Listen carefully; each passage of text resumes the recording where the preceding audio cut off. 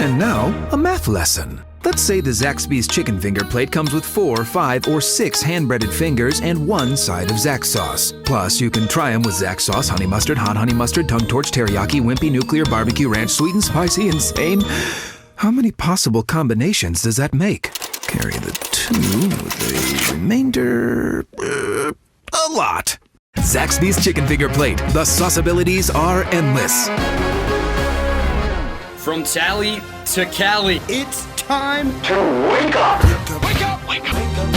Warchant.com is your ultimate Seminole sports source. And this is Wake Up Warchant, presented by Zaxby's. Now here's Warchant.com's Aslan Hajavandi and Corey Clark. I'm sorry for you. Wake up! What's up, everybody? It is Wake Up Warchant, proudly presented by Zaxby's indescribably good Warchant.com, ultimate Seminole sports source. Use the promo code Warchant30 for 30 free days of access. We'll be giving away some free Zaxby's food and branded merchandise as we announce our over-under winners from the week that was. And we're also going to talk about this Louisville game. Who'da thunk it? I don't know. This guy sure didn't. I don't know. Maybe the other guy did who was actually there live in the flesh. Corey Clark back now, though, in the North Atlanta or the North Georgia Bureau. How are you, Corey Clark? I'm good, buddy. I'm good. How are you doing? Did you have a good weekend? Yeah, it didn't bring me down too much. For whatever reason, I didn't get too bummed out. I don't know what's wrong with me. Maybe I'm losing my edge. I see Seminole Nation. I see the fans on the Tribal Council. A lot of people upset. When are we going to start holding Mike Norvell accountable? Et cetera, et cetera. Lots of anger, lots of angst. I get it. Trust me, I get it. I mean, you just lost by, what is that, 32 points? If my math doesn't fail me. There you go. Quick math. You got it. That's not good. That's not good at all. It's not where you want to be. It's just the way it played out. I wasn't that upset. The defense, man, the defense is not very able, not very competent. Just a mess all the way around. But the offense, to me, still looks like something that will probably be good later on, maybe even as early as November. But, I wasn't too bummed out about it, surprisingly, I guess, maybe. I don't know. Maybe I'm just losing my edge. Touch, whatever. I think you've become numb to it. I was bummed out. Not that they lost. I didn't sit here any last week and guarantee a win or even think that one was coming. I figured it would be a coin flip, but it wasn't a coin flip. When your defense is that pathetic, you have zero chance of winning. You just do. That's the bottom line. The defense was overmatched, outcoached, out-talented, I guess. But, you look at those numbers in the first half, man. I mean, that's I don't know if embarrassing even does it justice. Like, I don't know. There are some high schools that would hold Louisville under 400 yards in a half. 410.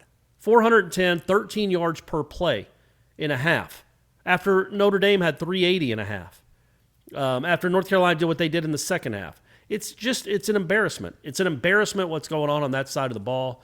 I don't understand it. I'm not smart enough. Some of you guys probably are. But I do know that if it looks like this at the end of the year, as much as I might like Adam Fuller as a person, dude, I might be on board of, like, go rip the Band-Aid off. If this guy can't get it done, then rip in this kind of throwaway weird mulligan year, get somebody in here that can fix this thing. Because through 6 games, it's like the North Carolina game to me was different in the sense that they just made some great plays. Like, they just went up above you and made some plays. You were there in position on a few of those plays and just messed up or just got out competed for. But man, there was nothing great about what Louisville did. Atwell's a great player, but he didn't make any sensational catches. He just ran across the field wide open.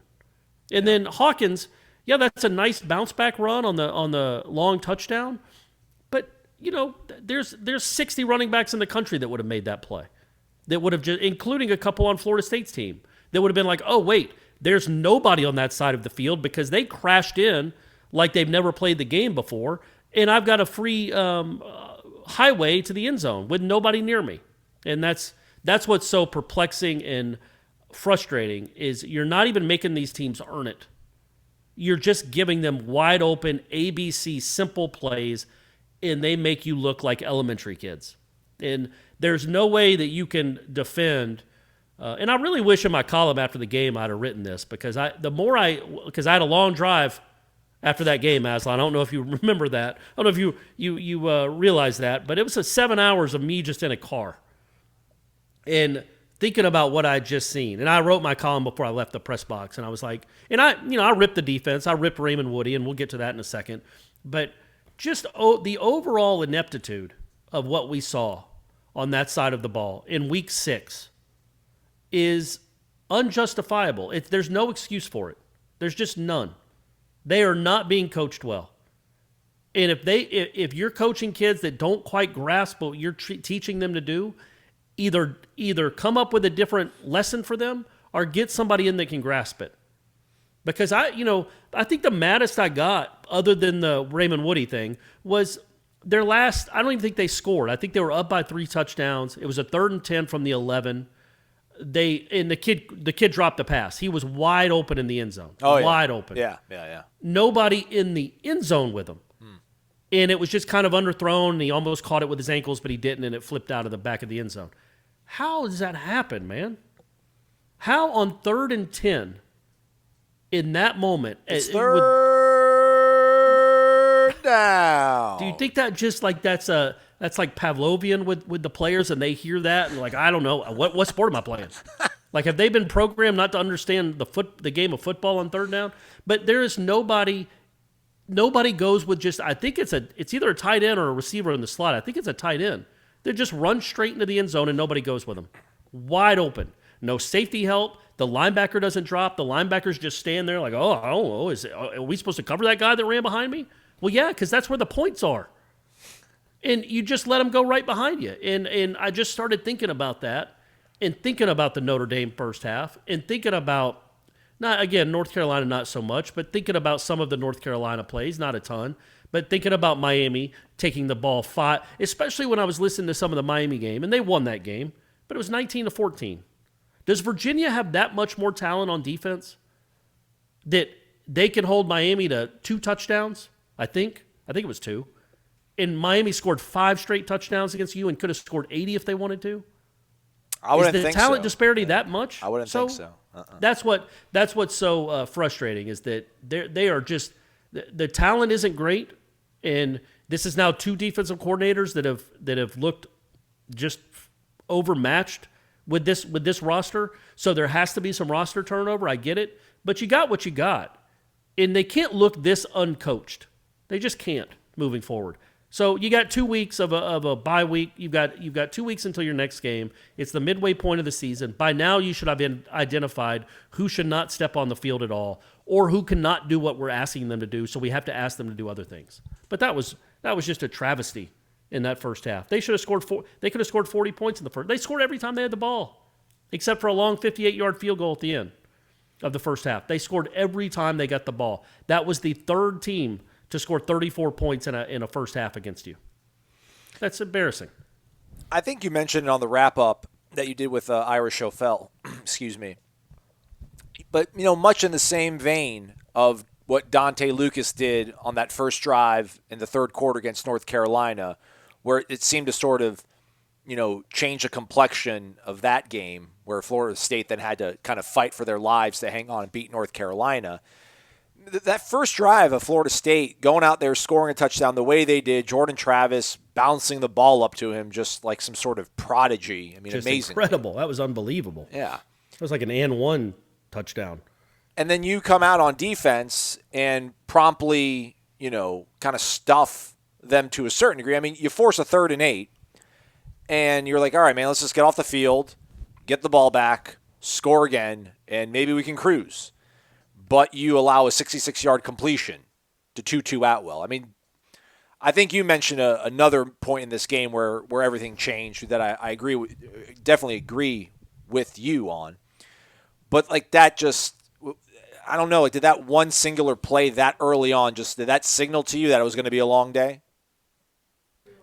Yeah, no, that was the game right there. I think, you go down the field and score pretty easily. Well, I don't want to say easily because it took a couple of Houdini runs by Travis, but you score to go up 7-0. This is a team that's lost 4 games in a row. They just scored a total of 7 points in a whole 4-quarter game. You've got them, I think, 3rd and 8, right? 3rd and 8 or 3rd and 7. 3rd and 8. You just made a nice play on a swing pass. Yep. And you bring 6 guys, I think at least 6, on a blitz that, of course, don't get home because why would they? But you rush two guys. You don't even get to see if your defensive line can get pressure. You don't even give them a chance to see if they can build off last week's performance. You immediately dial up a blitz, which be aggressive. That's great. That's fine. But you have Jarvis Brownlee in the slot covering one of the best receivers in America. That is a mismatch. Meanwhile, you've got one of the best corners in America covering I don't know who. It doesn't matter. Like, am I too dumb to not understand why Asante Samuel can't just go follow Atwell all over the field and say that's my guy? And what was weird about it is on the second down play of that same drive, Atwell went in motion, or he switched out to you can go back and watch it. He went from one side of the field to the other, and Asante went with him and told whoever the corner was, it might have been Brownlee, no, go get the other guy, I got him. And they didn't throw it to him. And then that play, third down, not only do you cover him with, what is Brownlee, your third, fourth best corner, maybe? Yeah. Dotson wasn't playing. Jarian Jones, I don't think, played much. But so, he's your best available, sure, other than Asante, but he's not Asante. So you cover him with a cornerback that can't stay with him, and that's no slight. No, there aren't many in the country that can, but he certainly can't. And then you give him no help in the middle of the field. The middle of the field is completely vacated because you brought two rushers who didn't get home needlessly on 3rd and 7 on the first series of the game. And from there, it was a snowball. Raymond Woody is playing 40 yards back for some reason. And then if you read Ira's 3-2-1, he did it on warchant.com, folks. He did a really good job of breaking down just the ineptitude of that play. But also, Raymond Woody's playing 30 yards, and drops back. He's nowhere in the play. And then as soon as Atwell catches it, instead of trying to cut him off around, I don't know, midfield or the 40, he makes a beeline to the pylon. Like, oh boy, I got to get to the pylon before he does. And he takes this crazy angle that gives him an extra 25 yards. Just again, not well coached. But I thought that was the play of the game on defense. Look, they were still going to give up points and yards because they are what they are. But you get a 3-and-out to start the game after that first touchdown drive. It's a different game. I don't know if they win it, but it's a different game. But you let them in one play dictate the entire half. And I think the next 15 plays, after those first two plays, I think the next 14 plays for Louisville gained like 280 yards or 300 yards. Just embarrassing. And it all started with that. It all started with a befuddling coaching move. I'm not saying they should that Fuller was like, you guys blitz and Raymond back up and give them the middle of the field. I don't know if that's necessarily the call right there. But if it isn't, get somebody in there that will play the call correctly. That is pitch and catch that 90% of the high school quarterbacks in this country make that throw, and it's a big gain. Why is it so easy against Florida State's defense? Louisville doesn't have a great defense. I don't remember Florida State doing anything easy against Louisville. So explain it to me. I wish I could, man. I'm not educated enough. I'm not qualified enough. But it does seem to me now, at some point, we keep going back and forth between, is it coaching, is it players, is it effort, is it discipline? To me, when you have that egregious of breakdowns with guys that have some semblance of athletic talent, there's just too much processing going on. It feels like there's not a clean, easy, this is your job. If they show this, then this is what you do. I feel like they're probably giving these guys too many things to pivot off of. There's too much thinking going on, not enough playing. Because to your point about him playing so far off the ball, leaving these huge swaths of field vacated, I don't think Adam Fuller is obviously, we'll give him everything between the numbers. Let's just cover between the numbers and the boundary. That's all we need to worry about. The rest of the field wide open. But I mean, there's something being communicated to these guys, too much being communicated to them, too much responsibility because it's not like, all right, if they're showing us this is what I have to do. There's not like a simple counter because they're just so terribly executing whatever he's trying to accomplish. Now, these guys they're limited to a certain degree now. I don't think they wanted to play Raymond Woody the third 40 snaps. Sure. I think Travis J being hurt, obviously Hamza hasn't been able to play this season. I don't know how much of Jarian, Jarian had 20 snaps, I think. They're sort of forced into having, and Renardo Green obviously not being there is another factor that maybe, I didn't really even realize it during the game. Honestly, it never occurred to me at any point that Renardo Green wasn't out there. Right. So whatever that means. I just don't. mean, you would think you can simplify things. And I know I was Mr. Anti-Simplicity. I am to a certain degree, like when you're going through preseason camp, but at this point of the season, like, yeah, you can't remake yourself. But, man, they have to figure something out to keep this as simple as possible for guys, because there is enough speed, there is enough acumen out there that you can start making, you can erase some things with your athletic ability if you don't have everything correctly read. But it's just the fact that they're so out of position.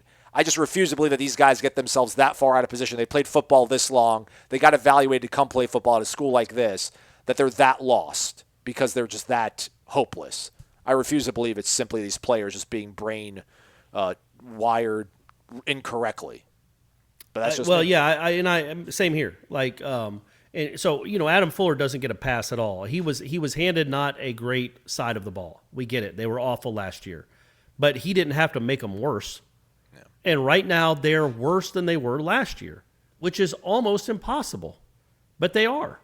And again, we get that it's a different season, and excuses or not, they didn't get a spring practice. And they didn't get a 6 months in the weight room or 7 months in the weight room. COVID did happen. But we're now 6 weeks into the season, and they're not getting better. They're getting worse. Yeah. That's what's in. And I still, as I wrote in the column after the game, I'm still not. That game didn't change my opinion of Norvell at all. I do think he knows what he's doing. I do think he knows how to build a program. I do think they're going to be better by the end of this year. I do think they're going to be better next year. I do see improvement. But I mean, I don't. You can't watch that defense and think that there's something being lost, and I don't even think it's necessary. I don't think it's that they didn't play hard on Saturday. I think that's been I think that was a problem last year, and I think that might have even been a problem earlier this year. But I didn't think they played terribly lackadaisical in that game, and I didn't think the defensive line was terrible. They didn't get a chance to get a pass rush. Cunningham never had to sit back and look to make a play. And the one thing that I just, again, can't quite wrap my mind around is how many times are you going to get fooled on a bootleg and come crashing down the line as if he's handed the ball off?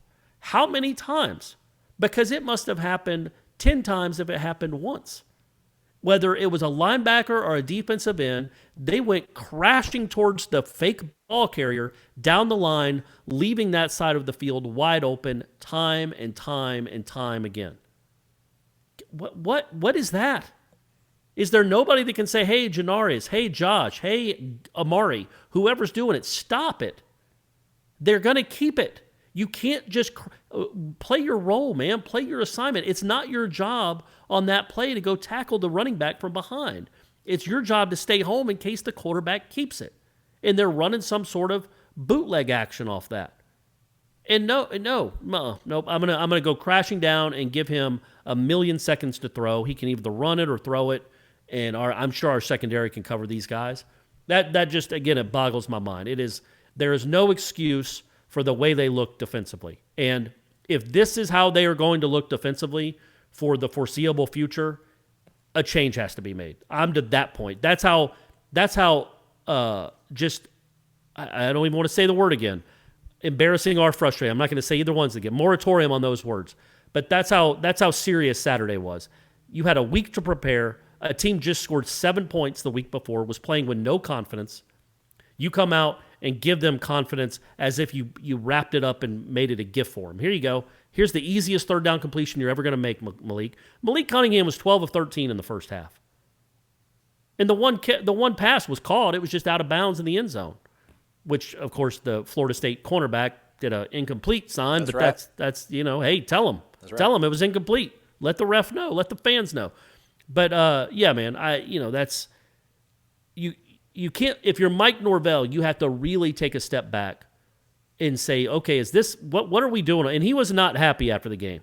Yeah, refresh my mind on this, because you and Ira were talking about – Ira brought it up in the wrap, and I don't recall him saying anything. It wasn't anything like, oh, Fuller's terrible. We got to fix what we're doing there. But he said, look, we thought we had some good calls in some of those spots, but we didn't have good calls in some of those spots. Okay. And that's about as much of a rebuke as you're going to get. That's as pointed as he's going to get in a post-game press conference about what's going on that side of the ball. But what is going on that side of the ball is a catastrophe. And I know it's going to take 6 weeks. It's going to take more than 6 weeks to get better. But again, just think back to 2010. I brought this up in the offseason, or maybe in the preseason, about that 2009 defense was as bad as any Florida State defense had ever been up until that point. The worst of my lifetime. It's certainly been surpassed now, but it was the worst of my lifetime. By the middle of 2010, it was a competent defense.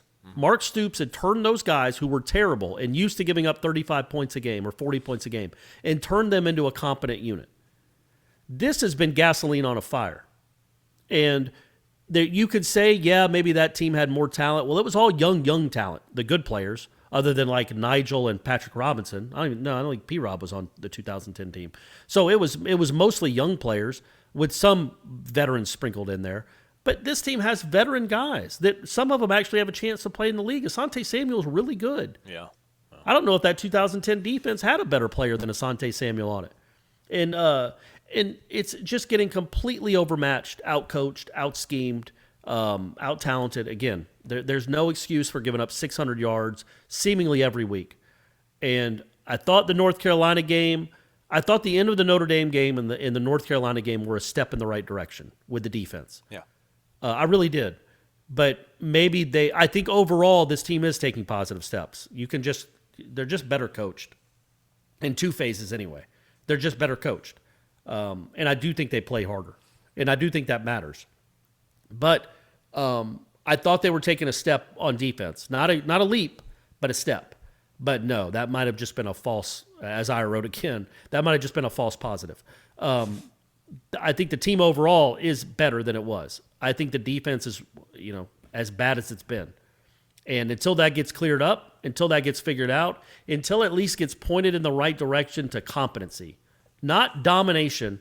Heaven knows we're not expecting domination. That ship has sailed into the night. We're not expecting anything close to domination. Just competency. Just competency and go from there. But, Pitt just scored 3 points against Notre Dame. What do you expect them to do against Florida State? Well, they didn't have their quarterback. If he's back. Would it matter? 31 and a half points is like your over-under pretty much on the rest of every game they're going to surrender. Like 31. Yeah, probably so. But even if the Pitt freshman quarterback plays, Florida State's not going to make it tough on him. He's going to have guys wide open to throw to. They're never going to bat a ball down at the line of scrimmage. They don't jump when they're in a quarterback's face. They don't try to deflect passes. They let them throw it right over their helmet every time. Doesn't matter. And they're rarely in a quarterback's face. There was just nothing at all redeeming about that defensive effort, to the point where it made me question whether he's the right guy for the job, and we're 6 games in. That's not fair necessarily. That's 6 games. But, buddy, they're worse now than they were. That was as bad a performance as they've had that was the worst performance of the season in Game 6. Anyway, it was really frustrating. That things can be changed. Things can get better.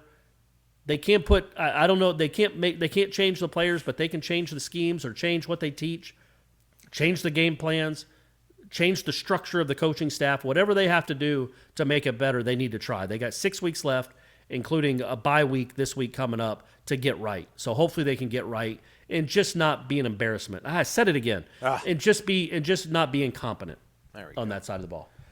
What's curious to me is, after the game, I asked Emmett just about, does it feel like, the mistakes that you guys are being made are because you guys aren't exactly sure where you have to be, or is it just, improper execution? He kind of talks about, 8 guys knowing what they're doing, and you got 3 guys that start freelancing.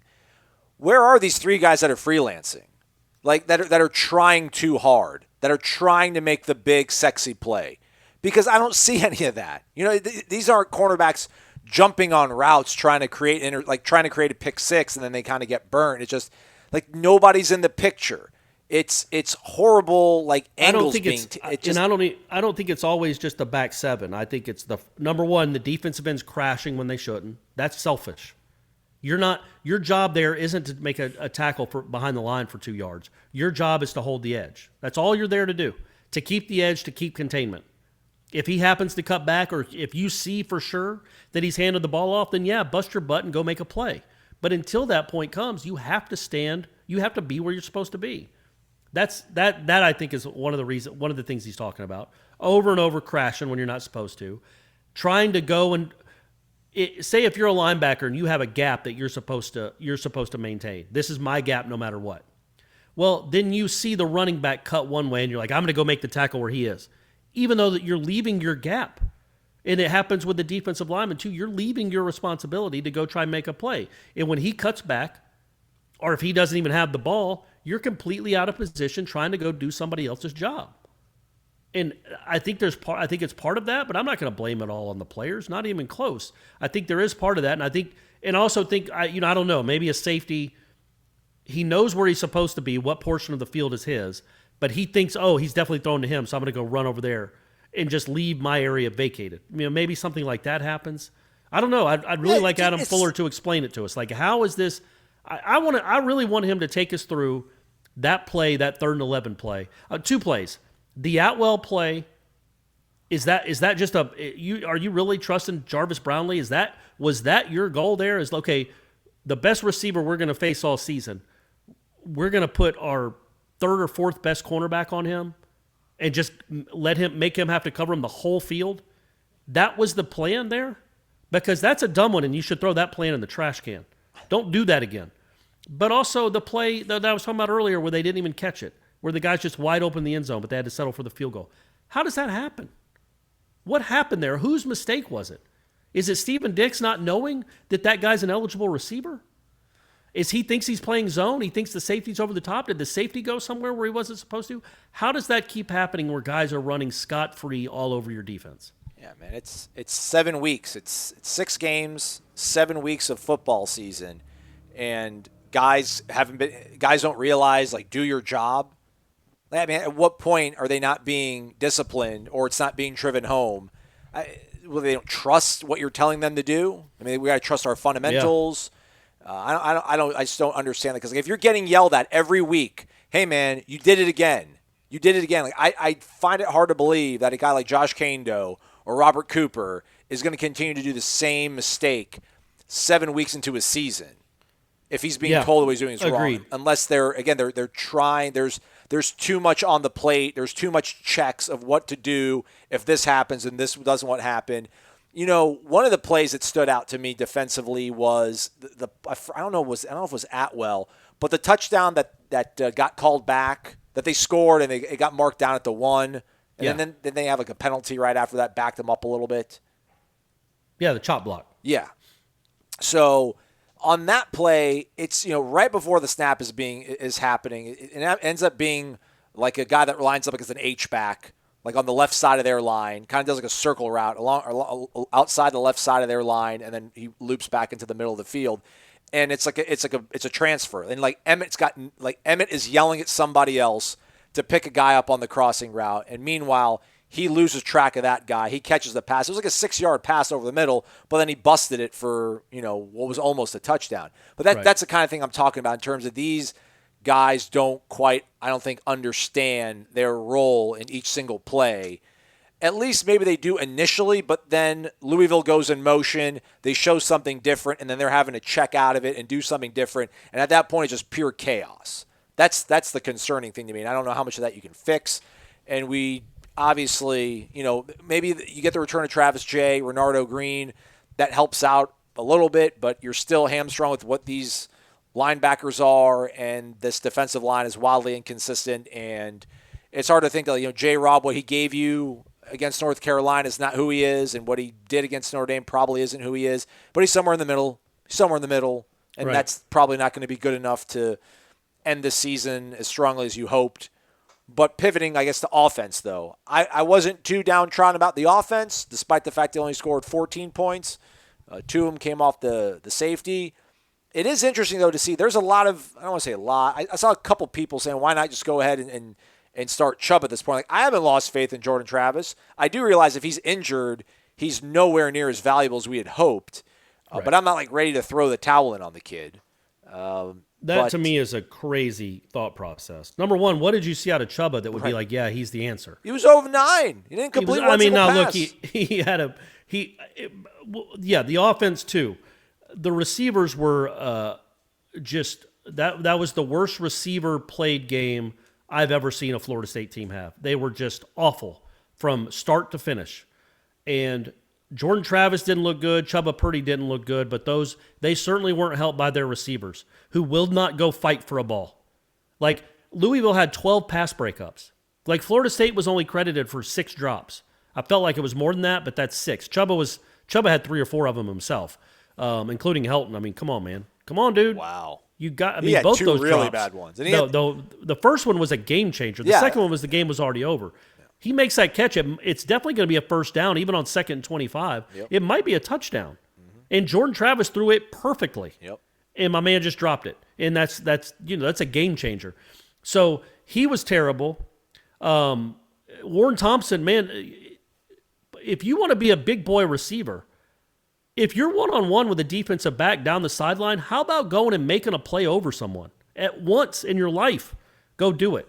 Like, you can say, yeah, Jordan didn't throw a great ball. Man, part of that job, you have a matchup. You have a 6'4" receiver against an undersized cornerback, one-on-one down the sideline. You've got to trust that guy's going to make that play. And he doesn't. He tries to one-hand it. And of course, he doesn't hold on to it, goes out of bounds, and they punt. That was a tough. I don't know. Sure, but they're not that tough. Like, you saw the North Carolina guys make these catches. Right. And I guess my point is, how many times are you going to let a DB rip the ball out of your hands? Cam McDonald in the back of the end zone. Pokey. I don't know if Pokey had one. I think Pokey had a drop. Well, Pokey had once it got to safety, maybe the last gasp, and then you let it hit off your hands. Oh, yeah, that one. That one, but the worst of all. But Warren Thompson had 2 plays he could have made. Not saying they wouldn't be good plays, but you're allowed to make good plays, man. Especially when the best receivers on the team isn't there. Somebody's got to step up and actually make plays. Not let the other DB just rip the ball from your hands because you're not fighting as hard as you possibly can for it. Go work on that stuff. But anyway, the receivers were just awful. But I don't understand how you could watch Jordan Travis play the first 3 weeks of this season and then watch that game on Saturday and not notice, oh, he must be hurt. Like, everything changes when he can't be the runner that he can be. Yeah. Now, he's not going to be a traditional throw it 40 times, read the defense, scan it. He's not Drew Brees or even Russell Wilson for that matter. He does struggle, though, in conventional drop-back passing situations. Sure, he does, but the whole point is if he's you avoid healthy, those, yeah. You avoid those. If he can run and get you'll be in 2nd and 5, 3rd and 4 stuff. And so there were plays where there's just no doubt that he's keeping the ball on some of those zone reads. And instead of 2nd and 12 or 2nd and 9, it's 2nd and 1 or 2nd and 2, and that changes the whole dynamic. He just was not the runner that you needed him to be. And there are 2. You have 3 playmakers on your entire offense, it would appear, out of 40 guys. Toafili might be one, too. He had a nice game. Highest graded offensive player. As far as we can tell, you have Tamarian Terry, you have LaDamian Webb, and you have Jordan Travis when he's healthy. Well, Jordan Travis wasn't healthy, so he was pedestrian at best as a quarterback. He just wasn't good. And then Tamarian Terry wasn't there. So you were really, really hamstrung. If Jordan Travis is going to be not the run, if he's not going to be a dynamic runner out of fear of injury or trying to protect an injury, then yeah, I could understand saying, okay, well, why not play Chuba at that point? Because he can only do so much. Because there was a run around the right end where I don't even think he got any yards that would have been a touchdown last week. And I think it was the possession where they got stopped at the 1-inch line, where he's one-on-one with the defender and is almost by him, but doesn't quite get by him and then doesn't get any yards at all. I think it was the same possession as the shovel pass down to the 1. Yeah. That's a touchdown last week. This guy, but still, you think about who they have. Does anybody else score that first touchdown? Oh, no. Maybe nobody they've ever had play the position before would score that touchdown. So the point was he was willing to maybe take a shot, take a hit, risk his body for a touchdown. But when it's 2nd and 10 and you're really feeling it on the left side of your body, yeah, man, he's not going to be the guy that goes and scrambles and gets you 17 yards. He's going to be the guy that might scramble and get you 9 yards but then run out of bounds as soon as somebody's in the area. If he's going to be that guy that kind of protects his body again and just kind of runs out of bounds anytime he gets near a defender, then yeah, then you shouldn't play him. Because he isn't right now a good enough passer to overcome not being able to move the ball with his feet. But I still happen to think that when he's healthy, he is a dynamic quarterback. And he can throw the ball well enough, but with his legs, to be one of the better quarterbacks in the conference if he's healthy. If he's not, sure, give Chuba a chance. What does it matter? But I assume in 2 weeks, I'm just assuming in 2 weeks he'll be healthy. Yeah, and I don't think we should assume that Chuba Purdy is a guy that can do what Jordan Travis does. Jordan Travis might be a pretty unique guy. And he was not helped by his receivers, and he did not play well on Saturday throwing the ball. But when he's forced into 2nd and 10, 3rd and 9s, you're not going to live there if you're Florida State's offense, especially with that receiving core. Yeah, that play. I mean, the drop. I mean, when you get the weird illegal crackback block penalty, which, what are you supposed to do? I understand the rule. You can't exit the tackle box and then re-enter and do a blind side. Yeah, you side. just stand there, I guess. But the weird thing is you stand there and screen. I guess you just stand there and get in his way. But what if he's running full speed, a linebacker? Is he allowed to blast you? Like, you just have to stand there and, wear a hit? Because you're not allowed to do it to him? It's like but he's basketball. allowed to do it. You just cross your hands over the jewels and take it. Yeah, I guess that's what you got to do there. So I'm not saying it was a wrong call. It's just in that spot, it's a weird thing to expect, especially a freshman, to know I'm just going to have to stand here and not block this guy, but let him kind of run into me at full speed. But again, I mean, you find yourself in that position, Yeah. and then immediately you dial up a play. You're able to work a guy that's, frankly, is kind of having a pretty down season, I think, by the expectations we had for him. Yep. I mean, he's caught some touchdowns and he's caught some big plays, but he's also had some, he's had a penalty that's kind of shot you in the foot, and then the drop. I mean, that was kind of the last gasp, maybe. I don't know if the pokey drop interception was the last gasp, but when you weren't able to convert that really. Yeah, I think that was it, because your defense wasn't going to get enough stops. You had to match them almost score for score, and when you didn't get that one, that was a wrap, and that was all on Helton. Perfectly thrown ball, right over the middle of the field. If he catches it, like I said, it might be a first down. It could be a touchdown. I don't remember their guys. I might be wrong. Maybe they dropped a pass. I don't remember too many of them. Your team had 6. LaDamian Webb dropped one that would have been a touchdown. Now, Jordan Travis bounced past it to himself to score anyway on that drive, but that's another ball that has to be caught. It's not perfect. You don't have a perfect quarterback. Sometimes you have to go make tough catches. But that's what you're on scholarship to do, is to make tough catches. And I'll tell you, the one person that did make one, Jordan Young had a play where Travis was rolling to the right, threw it, and Jordan Travis did a great job of coming back to the ball to catch it. And then he made a guy, Jordan Young, sorry, who'd I say? You said Jordan Travis. Too many Jordans, man. Seriously. Too many Jordans out there. And then, he comes back to the ball. Jordan Young comes back to the ball, makes a catch, and then makes a guy miss and gets a first down. He went and attacked the ball and got it. That was the only time all day I thought I saw that. And, not to be outdone, Jordan Young also had, so there was a play where Travis is rolling to his right. And I think in a normal game, he probably keeps that he might keep it for 30 yards. Because again, he's not that quarterback that when he runs forward and somebody gets near him, he slides and just gets as much as he can get. He makes that first guy miss and gets an extra 20 yards. That's the kind of runner he is. It's like giving the ball to LaDamian Webb and saying, hey, it's one-on-one. LaDamian Webb isn't going to slide down if a guy gets near him, if a safety gets near him 12 yards downfield. He's going to bounce off him or try to make him miss. That's when Jordan Travis is at his best. He wasn't that guy, and he knew it, so he didn't even bother running on this play. Instead, he throws it 55 yards in the air, but he still underthrows Jordan Young, because Jordan Young apparently thinks he plays with Pat Mahomes and was expecting an 80-yard ball in the air. But anyway, so Jordan Young has to stop and come back towards the ball. He allows a Louisville defensive back on his knees to break up the pass. Literally, the guy is on his knees, I think.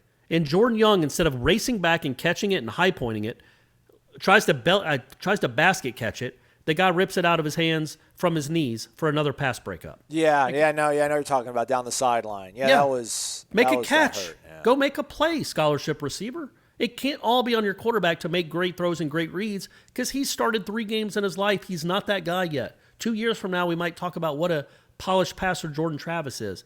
He's not there yet, but he's certainly good enough to give his receivers chances to make plays, and they let him down almost every time. And if he's going to be banged up, if that's like a serious shoulder, and Norvell said so after the game, he was banged up. We all knew that anyway, but he was banged up. He also said that Chuba Purdy was cleared for the first time in the week, and I thought that was odd. But agreed. So Chuba played. Chuba didn't look great, but he didn't look terrible either. The one concern I had watching that game, and it might have been because it was 48-16, was he did have a play where I think he ran for like 2 or 3 yards, but it was near the 10-yard line. I think maybe it was right before the Helton draw. I don't remember. It's hard. The last quarter and a half is a blur. It's the blur. But he's running. He's tucked in his running. There's one safety that starts coming at him, and he runs like straight sideways and gets tackled by that safety, as opposed to maybe running forward, bowling him over, making him miss, trying to make a play. He kind of ran to his left and kind of went down pretty easily. And part of me is like, buddy, you better be a whole lot harder than that to tackle moving forward, because that's got to be part of the game. Is you've got to be hard to tackle. That's what this offense needs right now. But then also, I get it. You're finally healthy. You can't get right as far as health. You finally are. You don't want to be taking on a guy like that in a 32-point game. Yeah. So I'm not going to really hold that against him. But I want to see that moving forward as we see more of Chubba, which we might, especially if Jordan Travis continues to not be 100% healthy. I want to see him be dynamic with the ball in his hands. He's got to be, because if he can't be just straight pocket passer either. This offense won't work like that this year. So I'd like to see a little more. I'd like to see a little more athleticism from him. You could tell he's got some wheels. I want to see some more zip. Tell. Yeah, his arm left a little the throw. bit to be desired. I agree with that. The throw to Helton, especially, even though he dropped it, like he left that ball hung up for a good long while. Yeah. I'd like to see a little more. Yeah, it didn't look much stronger than Travis's, but I think that might just be hesitancy. Yeah. First game, trying to lob it in there. When you watch him warm up, you can see it. Like he spins it well. It comes off his hand pretty well in warm-ups. But he was not throwing it that well in that game. But it was also a 32-point blowout. All right, special teams, and then I guess we'll kind of talk about what we think about the team moving forward. We talk about the teams being coached better, at least on two sides of the ball. I mean, I'm not going to throw the baby out with the bathwater with the way they blocked kicks against North Carolina, how it changed. But they don't have a place kicker. That's kind of a problem. Yeah. And they still don't have kick returners. I mean, I don't know how much kick returning these guys did in high school, like if it was an emergency sort of thing or they were just simply the best. Greg Reeds don't grow on trees. I get it. But there's nobody on that team that's a natural returner. I thought maybe Travis Jay was going to be that guy, but apparently he's not. But I think when he's healthy, that's the guy they want, and he might be. We don't know that they don't have natural returners. And Corey Wren wasn't there.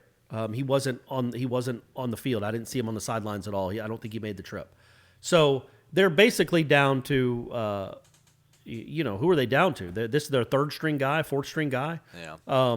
Who knows who was the punt? I don't even know who the punt returner was. Who was their punt returner? Helton? Keyshawn, yeah. They caught because they punted once, right? Yeah. Yeah, it was hard to know who the punt. I was going to start if they didn't punt at all. I was going to start tweeting out. They punted twice. I'm sorry. They punted twice. Okay, sorry. Yeah, I can't believe I was going to start tweeting out facts about the Louisville punter.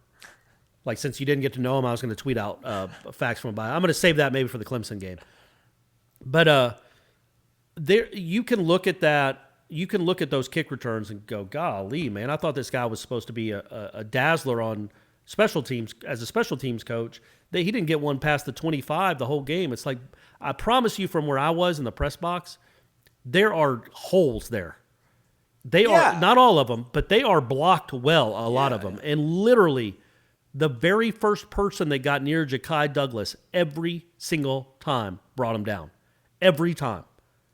There would be either he hit the wrong hole, which I know he did once, or he hits the hole, but he gets tripped up by a guy rolling past him. Like he didn't break a single tackle. He didn't make anybody miss. He went down as quickly as a human being could go down on all of those kick returns. And I'm not saying Ja'Kai Douglas can't be a good player here. He might even be a really good kick returner. But he was not up to the task on Saturday. I'm not holding that. There were holes. It wasn't like 2 years ago where it looked like a wall had just broken loose and the kick returner got flooded with defenders. There are alleys. There is a rhyme to it. There is a reason, and there are alleys for them to run through on at least a few of them that should have hit for 40 or 50 yards, in my opinion, and hit for they got up to the 22. He just didn't look like he wanted to be doing it. Like he was gingerly, like I was waiting for him just to start accelerating. I'm like, I get it. Like you're starting at 70% kind of as you cross the 5-yard line. Then you're going to find your alley, and then you're going to start hitting it. But like I saw no acceleration, no like real like eager desire to want to try to break the game open, and that was a little bit deflating. And then honestly, man, Alex Mastromano hasn't been all that great either. I mean, he hasn't been 2013 case in Beatty, but he really, hasn't been able to help flip the field at all. So that's a bit of an issue too right now. Yeah, but obviously, it's that's being concealed by how terrible this defense is, and the fact you have a one-armed quarterback. No, he's not. He hasn't been good at all. But I would think, like, when it comes to judging special teams coaches and it's not like John Papuchis could be like, "Hey, Alex, here's how you got to hold the ball." Oh yeah. I wasn't trying to say they're poorly coached. Your points are well taken. They're still blocking it up well. There's only so much you can do for these guys. Oh, I know. I wasn't being patronizing to you. I was being patronizing to our listener. Being like, oh, well, Corey, I thought you said they were the best special teams unit in the country, and they can't make field goals and they can't punt.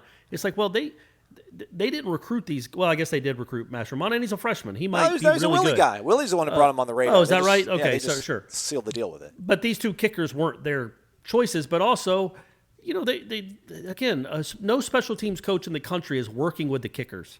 Like, hey, man, you got to get a little more loft here. I want you hitting the bottom of the ball. A little more weight on that back. Hey, Holder, how about laces out one time? Can we get the laces out? That, like, if I was a special teams coach, that's all I would say. Hey, Martin, laces out, man. Don't forget, laces out. Laces out. It'd be like Odell saying get low, or it'd be that laces out, because that's all I know. That's all I would know. So it's not like Papuchis and Norvell can fix kickers. They just help with the game planning and the scheming, the schematics of blocking kicks, blocking for kick returners, essentially, and coverage. And they were good on coverage. Mascherano hasn't punted it long enough to really have to test the punt coverage skills, but they're good on that too. But yes, they were pedestrian on special teams at best. And I don't want to kill the kid, but a lot of that just had to do with the kick returner not looking like he wanted to be a kick returner. Yeah. But before we leave, I would be remiss, because I wrote a lot about it, and I think it goes back to a problem we still have with this football team that. You didn't read my column, which you should. I don't know what your problem is. Start reading my columns, Aslan. Okay. But I go on about half of my column about Raymond Woody's finger wag. And it's not, I am not the celebration police, folks. I am. Do I think it looks bad if you pimp a home run when you're down 15-2? Absolutely. If you just slowly walk out of the box down 15-2 with a home run, yeah. Do I think it looks bad if you finger wag by breaking up a pass when it's 52-7? Yeah, I do. I think it makes you look dumb and foolish. And I know you're not, but that's exactly what it looks like. It's just laughable that you would be celebrating in a moment like that. Looking at you, Jarian Jones, although it was a great play. So if you want to celebrate making a great play, if you want to celebrate that you keep playing hard even in a losing effort, okay, man, I guess. But Marvin claps himself up. Marvin will make a tackle. Marvin gets up, he starts clapping. He's like, "Yeah, let's go." You can do maybe a Tiger Woods fist pump, but we can't be doing these Michael Jordan, Greg Elo fist pumps, finger wags in these situations. It's terrible. It's so bad. It's so bad. I don't think they understand how juvenile it makes them look. And what I thought about it. And it's not even that, Corey. I don't care about the optics. It's just, how can you be in the mindset as a competitor that you're losing? You've been embarrassed. Raymond Woody got stiff-armed, forearmed out of the way of one of the Javian Hawkins' touchdown. Yeah. I get it. You want to bounce back. The name on the back of your jersey means a lot to you too. Family name. I get it. But no, man. No, I can't imagine. And I hated losing when I played sports. Absolutely hated it. But I realized what was going on the scoreboard. And to act out, to do stupid attention-seeking things when you're losing that bad at a program like this to Louisville. 1-4 Louisville. Knock it off. And so for example, let's say it's 24-0 Florida State's losing. Or let's use the example that it was at the time. I think it was 38-16, maybe 41-16. And they throw a bomb to Asante Samuel, who is covering Tutu Atwell. And let's say they've been going back and forth all game. And Tutu has talked to him every time he's made a play. And Asante bats it down and then has something to say to Tutu.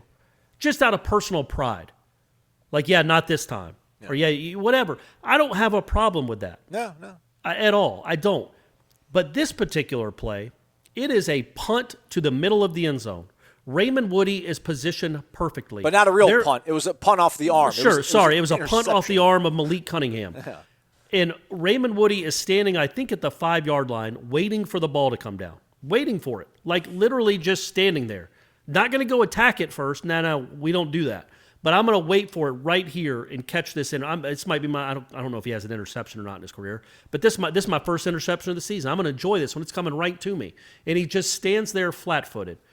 The receiver, I think it might have been Des Fitzpatrick, but I don't know for sure, streaks across the field, and at the last minute, not only breaks it up from being an interception, almost catches it out of Woody's hands, who is now crumpled to his knees at the 5-yard line, and the ball flips incomplete. My man Raymond Woody, after being one of the few safeties that have ever played at this university to not be able to make that interception, decides to, instead of pound the turf in frustration, be upset that he didn't make a play, does a finger wag. And if you want to know what's still wrong with this culture and this program, that in a nutshell tells you what's wrong with this culture and this program. He wants to pretend that he made a good play. Just like he might want to pretend that he's a good player. But we know the truth. You did not make a good play. You made an awful play that almost turned into a touchdown for the other team because you just stood there and you want credit for it. And that is such a personality. And I'm not trying to take a shot just at Raymond Woody, though it fits. Brendan Gant did it too. I got a note on Brendan Gant. Brendan Gant got his penalty, right? Got his penalty on the sideline.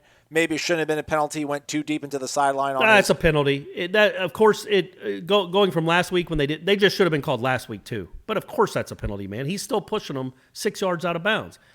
Just because they missed it last week doesn't mean you get free reign to do whatever you want this week. I know I can understand how Florida State fans would be frustrated by that because it's like, hey, why didn't this get called either of the times last week? But those, obviously, the easy answer is, well, those should have been penalties too. Well, then later on, the play before Emmett Rice's safety, they take a shot to Atwell, and Gant kind of breaks up the pass, or he was in the vicinity of it. And then he just got up and kind of, ran back to the huddle because he probably realized how close he was to maybe allowing a big play. Like, all right, good, he's showing growth. And then later on, I think third quarter, he makes another tackle close to their sideline and gets back up yapping. And they gained like 7 yards. Actually, it was a 10-yard gain on like 3rd and 7 or 2nd and 7. Like, what are we doing? Yeah. Just surrendered a first down. Right. And my biggest problem with the Woody play was it wasn't even a good play. Like Jarian Jones, that pass breakup he had when it was 45-10 against Miami, and it was one-on-one, and he dove and knocked it down. At least that was a play that he made. Right. At least he was celebrating a play that he made. This was somebody pretending to have made a play. Like, I guess he still got credit for a pass breakup, but nobody watching that play was like, absolutely, that's just great safety play right there. Nothing you can do. Woody's everywhere. He's a modern-day Sean Taylor. How many 31s are out there? This isn't fair. No, man, you stood there and let a guy almost intercept a pass for a touchdown. Like it looked like the ball was intended to him. And I even tweeted it after the game. I tweeted it as it happened. The Louisville receiver is the one that should have been doing the finger wag, because he's the one that broke up the catch. And Raymond Woody's going to sit there and pretend that he made a play. And that is my biggest problem. And maybe it goes to Gant too, but pretending to have played well. What else are you pretending then? Like, at some point there has to be a realization. Man, I hope in film it gets broken down and they say, look at you celebrating, man. What are you celebrating? Like, that's a play to be made. I don't think it changes the game, but I'm sure they went down and scored later in that drive. In fact, I know they did. So you not only would have stopped their drive, but you would have had a 30-yard return until anybody's near you, and maybe somehow it flips the game. But you didn't go make a play, but you still did your finger wag like you did. You still wanted to celebrate because I don't even know why, because you didn't give up a touchdown. Well, the standards are a little higher than that, man. Yeah, great. You want to call it literally he threw the ball to you and you didn't go catch it. And it goes back to the stuff last year with Akeem Dent where he'd stand over guys after they scored touchdowns. By the way, Akeem Dent, you better get it together, buddy. Oof. You only get one chance to play college football, man. And we've seen it. We know you have some talent, but you look completely lost, uninterested, and not confident out there. And you're too valuable a player to look like that. And I know you're listening. Huge fan of the show. He tells me all the time. He's got one of the Zaxby shirts. Yeah. Big time fan. But you gotta play better, man. Your team needs you. I don't know what's going on, but somebody has to get through that kid because he can't be this bad. Or maybe he can, but I really did think I saw some flashes last year, a lot of them, but this year, nothing. But so I just think that speaks to what's still in the blood of this program is a lot of look at me for doing my job, look at me, celebrate me, even when I didn't do my job and we're losing by 4 touchdowns. Please just know that I'm going to finger wag because that's a pass breakup. And it's like, man, how about you celebrate when you go make a play and score a touchdown? Don't pretend to make a play. Go make plays. And then you can do all the celebrating you want. And that, I don't know, that to me is what might have rubbed me wrong. Or I might have been more mad about that than the Dante Lucas penalty. But both of those aren't they emblematic of some of the problems that Norvell still? I mean, how do you even coach that as Norvell? How do you look at that and go, Raymond, what is this, man?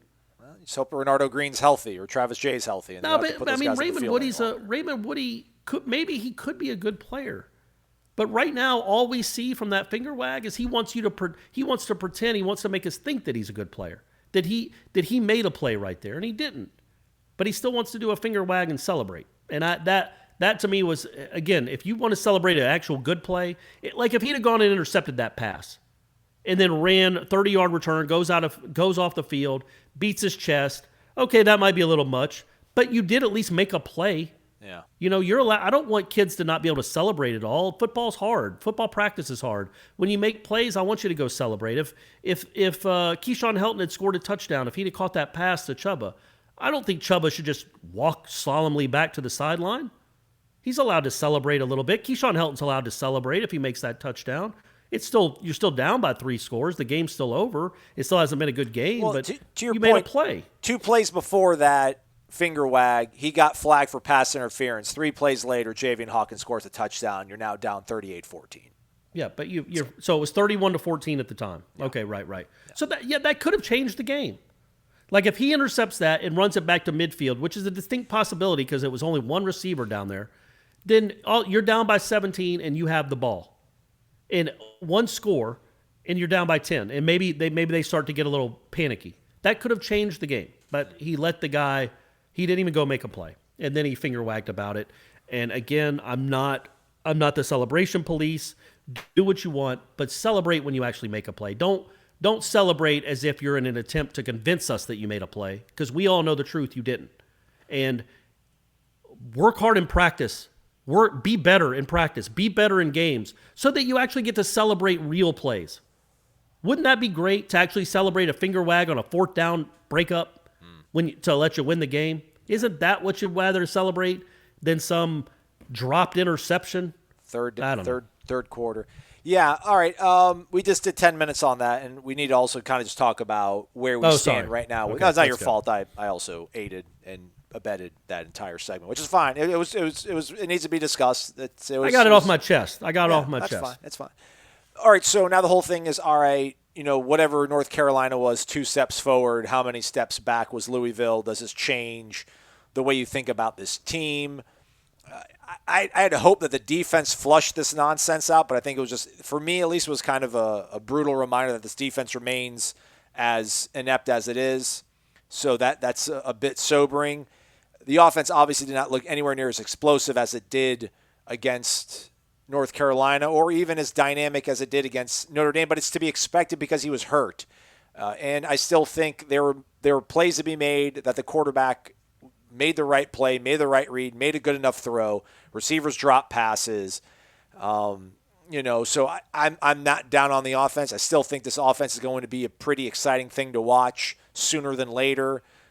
Everybody besides Clemson is probably going to be a track meet, but I wouldn't expect this team unable to put points up against the remaining teams. Maybe Pitt will be a little bit tricky, but I think with an additional week, Travis being healthy, hopefully Terry's back, that we'll get to see something closer to what we saw against North Carolina. So for all the bad that we saw from the defense and the offense, the drops and such, I still think that, you've got 4 maybe. I don't know. How many games are left in this season now? They've played 6 and they got, 5 left?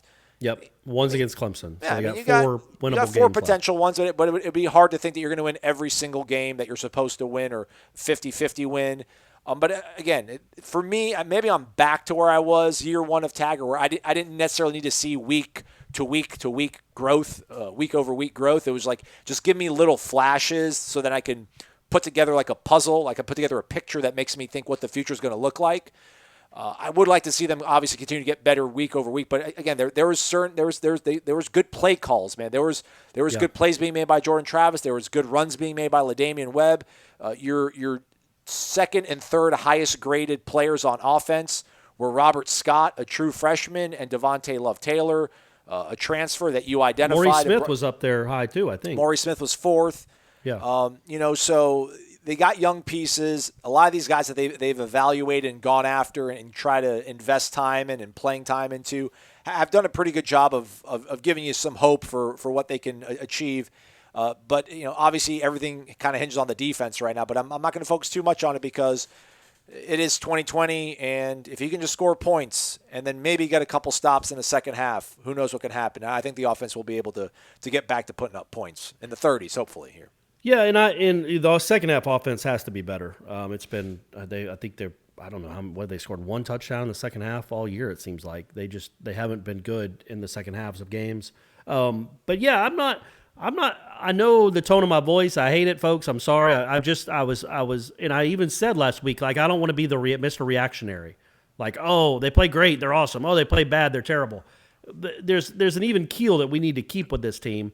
And I did keep it for the most part, except for the defense. I think it was 2 steps forward in North Carolina, 1 step back. Well, guess what? You're still ahead of where you were. I do think the North Carolina game mattered. I do think it counts. I don't think it was completely wiped out by an awful game at Louisville because it showed what it can look like when they play well, which I don't even know we thought that was the ceiling. But it does show – and North Carolina beat the bejesus out of North Carolina State. Yeah. North Carolina's good. It's a good team. Yep. They're not going to have many losses this year. You handed them one. So that's a feather in the cap, and that did happen, and that should give you belief. It was just I don't think these players are on defense were this week. Let's just keep it to this week. This week we're put in a position to succeed. They were just not. So I think when you judge on a whole, I agree 100% with you. I'm going to try to keep from doing this, but it's a daily radio show. I can't just be pragmatic and not reactionary for the next 6 weeks. We have to call them like we see them in real time. And then at the end of the year, like you said, there'll be more of a picture of what this season was, of what this team was, and more importantly, where this program is going. Right now, it feels like the program went backwards. And it very well might have. But it's still ahead of where it was. Like I said in the column, we thought they had turned a corner. It was more like they were doing like a gradual, slow, like it wasn't a sharp corner. Let's put it that way. It's a really, really wide, long corner, and they're still right square in the middle of turning the car around. So they didn't turn a corner sharply. They're like a sloth, but they are. I do think they're a better program. I think they're a better team. There's no way that either of the last 2 teams beat that North Carolina team. The problem is either one of those 2 teams the last 2 years would have lost to. They beat Louisville. That's the thing. In a faraway future, Corey Clark, the Aflac trivia question in 2074, and Florida State has now added 4 more national titles to their trophy case. And it's going to be who is the only Florida State coach to go undefeated against Louisville when both teams were part of the ACC. Yeah. And it's going to be Willie Taggart. That's right. It's going to be That's Willie right. Taggart. He owns Samford, too. Yeah. So yeah, that was the only ACC team. It has to be the only ACC team he had a winning record against. Yeah. Norvell's he owns North Carolina. So anyway, I still think overall the North Carolina game, in my opinion, trumps the Louisville game. My problem with the Louisville game is how unprepared, uncoached they looked on one side of the ball. The offense was hamstrung because of not having its best playmaker and not having its quarterback playing at full capacity. You can understand that. You can understand why there were fits and starts and struggles and hiccups. It's his injury, though, because, Terry wasn't out there against North Carolina. They were moving the ball. Yeah, well, So true, it really true, is- yeah. really But is- you're right. It's Jordan Travis's injury. It's just a difference maker. I don't know what to tell you. But they also ran for 260 yards in that game. The offensive line isn't bad at all. It's not great. They still have way too many missed assignments. Lucas lets a blitzer just run right past them. There are still things that make you shake your head. But they ran for 200. When's the last time? I bet they've run for almost 1,000 yards the last 4 games. When's the last time that's ever happened? Yeah. Like they are moving the ball on the ground The Gull backfield looks like it's the real deal. There's things to look forward to. Jordan Travis is just a sophomore. So there are things to look forward to on offense. I do think the offense will be dynamic sooner rather than later. But it's not going to much matter if the defense doesn't make any improvement at all. And that's what I thought was so disheartening about the Louisville game, was just the way the defense played and the finger wag and the 11 penalties over and over and over. They're going to have to really just go so bonkers in the transfer market, in the portal, to find defensive linemen. Because say what you will about how they're playing, but like if Durden leaves and Marvin leaves, I don't think Coop would leave, but he could leave. Like, I mean, like you're gonna run Briggs and True Thompson and Malcolm Ray out there. Like, how is that gonna be better? But golly, hopefully they can find some sort of solution in the portal to at least alleviate that concern next year. All right, over-unders real quick, Corey. Let's get to it here. I should have had this pulled up a lot quicker and cleaner, but you know how I roll, sometimes a little bit sloppy. But all right, it was a lot of unders, I know that. First one, sacks on Malik Cunningham, 1.5. It was under. We both said over because we're crazy. Second one was rushing yards for LaDamian Webb, 85.5. I said over, you said under, you were correct. I think 70-something he ran for. Tackles by Steven Dix. We both said under on 6.5. We were both correct. Third down efficiency on offense, 38%. I said under. You said over. You were correct. It was 38.8%, which should be rounded to 39. Good number by the Williams Sportsbook. Alex Mastromano's punting average, 41.5. I said under. You said over. I was correct. It was 40 and change. And total points scored, 61. It was over. We both said over. You're now you're +2 on the year. You're +2 this week. We were even, Steven, going into this one. You are now in the lead by 2. So, congrats. Well, that's how. And I'm not slowing down. Like, this is as close as you'll be to me the rest of the year. You're turning that corner, full speed, sharp corner. Look, as they said when I was a high school track star, if I'm even, I'm leaving. Ooh, that's right. That's right. Yeah, congrats to our winners, Mick G. Cure and Noel Champ 14. They went 5 out of 6. Runners-up, FSU Fool, B Nobles 24-24, and Eagle_Bear. Head over to warchant.com's tribal council for instructions on how to claim your prize. We also did leave it open for our friends on Twitter. Nobody from Twitter got within 4 correct answers of the over-under. So maybe not next week, but the week after. Also, programming note, we're going to do this one live right now, Corey. I'm going to be out of town later this week. I got to go to Key West for a wedding. By the way, if you guys know like a good wedding gift for a guy who pretty much has everything, I can't give my buddy money, Corey. He's well-to-do. Candlesticks. What?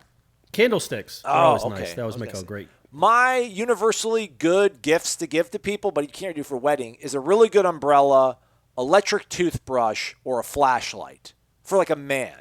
Right. Even like a woman. I mean, those are like universally, who would not want like a good quality umbrella or a good quality flashlight or an electric toothbrush? Totally changes the game. But I couldn't give this to him. So if you guys got good ideas, let me know. Monday, we're going to do Renegade Express. So later on, for the Tuesday show, rather, we're going to do Renegade Express. And then Tuesday, we'll do it live at 5 o'clock on YouTube. Is that cool with you, Corey? Yeah, no, that's perfect. That's perfect. I was trying to think. Brady's got a rec ball semifinal game later on tonight. Okay. And then if we win that one, I say we because I'm on the coaching staff. Yeah, I'm the hitting coach, base running coach. If we win that, then we play on Friday for the championship. So let's go. Big game for Brady Clark. Let's go. After a rough travel tournament this weekend, the Hawks didn't play as well as we'd hoped, and it was the last tournament of the year. But that's all right. That's all right. Still had fun. Still got better. There we go. Do submit your questions because we're not going to speak to Coach Norvell on Monday. We'll speak to him Tuesday and Wednesday since it is an off week. And then we'll take off some days at the end of the week because I'm not going to be here. Sorry, everybody. But we'll be back tomorrow, so do stay tuned. Thanks again for listening to Wake Up Warchant presented by Zaxby's. Indescribably good. Warchant.com is the ultimate inside source for FSU football and recruiting. And now you can get in on the action for free for an entire month. Warchant.com is offering a risk-free 30-day trial subscription. Get full access to the #1 website covering the Seminoles just by entering the promo code WARCHANT30. That's WARCHANT30. Sign up and get in on the world's most active FSU message boards. Receive breaking news, stories from our award-winning staff, plus get exclusive interviews and videos. Just enter the promo code WARCHANT30. Warchant.com, your ultimate Seminole sports source.